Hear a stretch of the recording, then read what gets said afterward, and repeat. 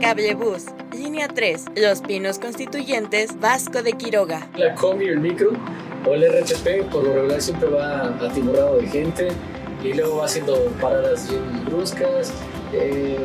Mucha gente se queja de la manera de conducir de los transportistas, ¿no? No hay baches, no hay frenones, está excelente. Tienes una vista espectacular de la ciudad, donde alcanzas a ver a todos los edificios.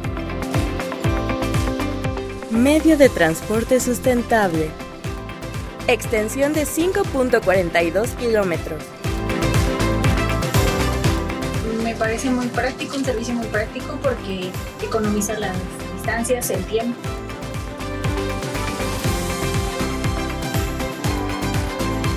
36,000 pasajeros diarios.